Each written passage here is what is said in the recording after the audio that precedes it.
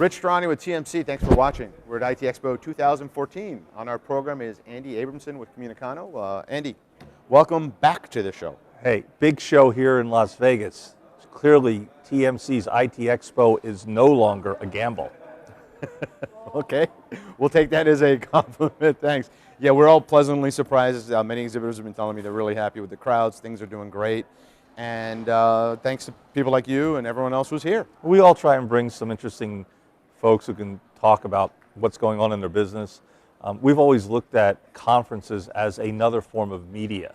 So when we look at how the communication landscape's changing, it's not just the technology in the communications landscape that's changed, it's the way people gain and obtain information. So we're always very happy to recommend to our clientele that they need to be at events like, ITEXPO, M2M, IoT, pick a super Wi-Fi, because conferences are media, and that's how people get information now. So Andy, you're an interesting individual because you have a background in internet radio that virtually no one has. You were there, you were a pioneer with Ken Radio years and a decade plus, where you were blazing a trail before anyone was. You were one of the first bloggers in the tech space, VoIP space. I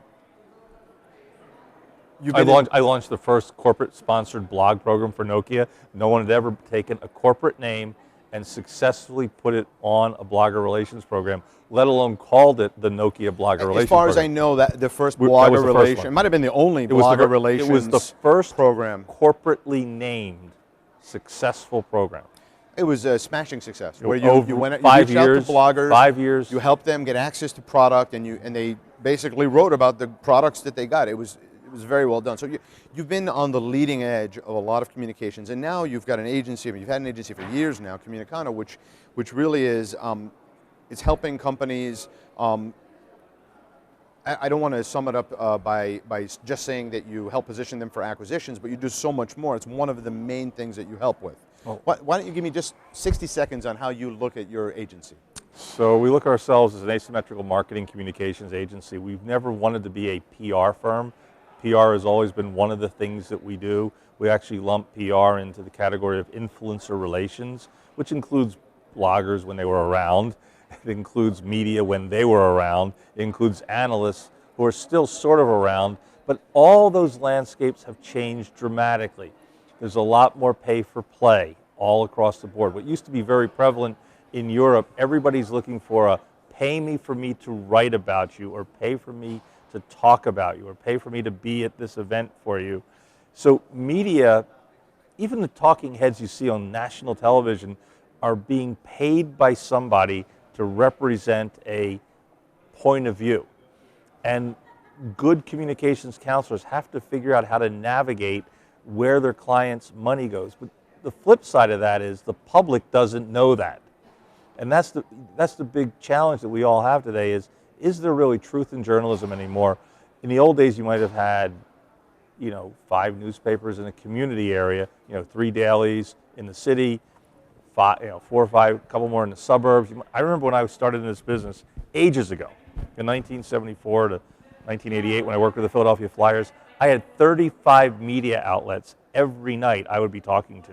35 outlets, from print, radio, and television, of high school highlights.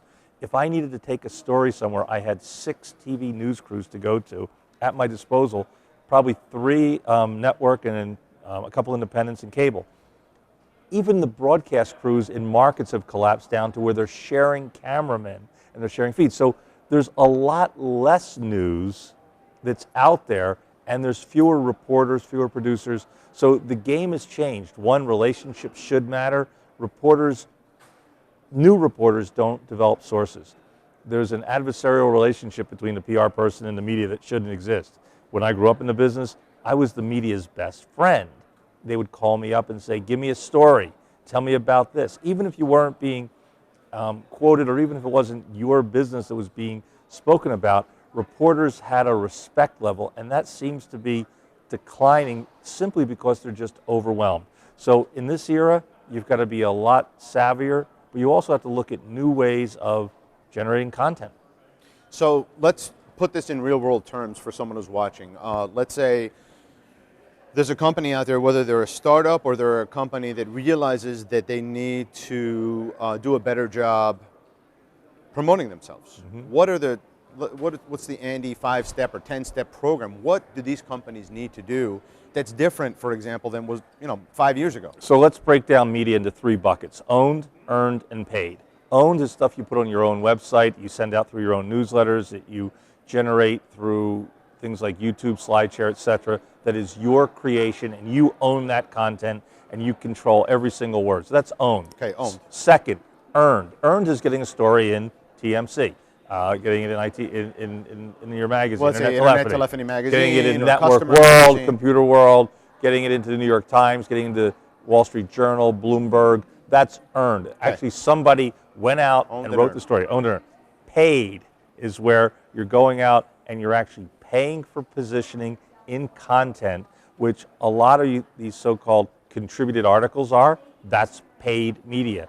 And a contributed article, when you look at some of the magazines that used to be very deeply staffed and they've got all these contributors, somebody's getting paid to write that story that way. Was there a John Oliver piece on that this week? Was that? There may have been. There was a big controversy about him talking about the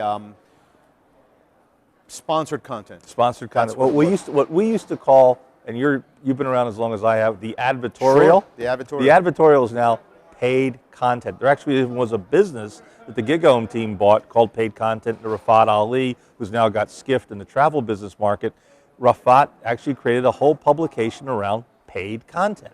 So paid content, earned media, owned media are 3 building blocks. Now, how do you do that as a company? You said startup or even big business. You need to have at the core your own digital media network. And a digital media network includes your own contributions and then curated content from social media like Twitter and LinkedIn, curated content of stories that have appeared in media outlets that your audience would want to know about, and then taking that digital media, including some video, including some podcasts, including some webinars, and being able to amplify your presence. If you look at some websites of companies, whether it's Cisco or Visage, more and more what we used to call have a blog has now blossomed into a digital media network of your own. And by doing so, you end up having control on your website, but then you're also getting all the link love because you're getting relevant content within a vertical. And that's one of the other things that people have to understand, that it's no longer about trying to spoof the search engine, which was everybody's game, or game the search engines. Search engines have gotten really smart. They know they can tell if you're trying to game it. So the best way is to be extremely consistent about what you're writing and be very linear and very deep. Don't try and be extremely horizontal, be vertical. And that's really, the advice that someone like a Matt Cutts will give you from Google is that you want to be an expert in your field, and so that means you just want to have depth of content on the topic that you want to be known for. I've been saying that for years, ever since, I have one blog called VoIP Watch. I write about VoIP on it when I do, and it's always been able to rank high. When I was writing 2 and 3 posts a day, it was always on the front page of Google. Why? It was consistent. If you look at how the internet advertising world is finally getting, I've been critical of the Internet Ad Bureau's approach to clicks and cost per click models and impression models that started out in the early 2000s, or late 90s rather, when the internet was really booming, when the IAB came out with this CPM model. Well, the reality is the internet is a direct marketing vehicle, and it's not how many, it's who. And that's another thing that companies really need to think about. It's not how many people read you. It's not how big your circulation is. The key is who's reading you, and is it a vertical audience that's interested in what your business has to say, because you're providing relevant content back to them that they would be interested in. If you don't give them relevant content, you end up losing their attention and they ultimately disappear. Very well said. So on a closing note, I'd like you to explain to companies out there that are looking to better themselves in terms of having a better presence, or maybe they're looking to be acquired, or they're looking to raise money, whatever it is. How can your company help them? So we've done that now 35 times. We've had 35 exits in the last 14 years, which is a pretty good batting average when you think about it. And we're talking about companies that we've either worked with in the beginning, middle, or all the way through to the bitter end. When I say the bitter end, they got acquired, which means we lose a customer. However, the philosophy is, have the right team, have the right story, be able to pick your positioning carefully, which we do every day, and then message to the audience that matters. Again, don't try and be all things to all people. Don't try and tell something that's not happening. Focus on your strengths and pick on your opponent's weaknesses. And the biggest thing is have a defensible framework that's built around your product or your service. Don't just try and sell image. Don't sell pedigree of the CEO and the sales guy and the CMO, because at the end of the day, those people can come and go, but the product's going to stay. And if you have a great product and a great story, you're going to succeed. Well said. Thanks for being here. Thanks, Rich. This was great.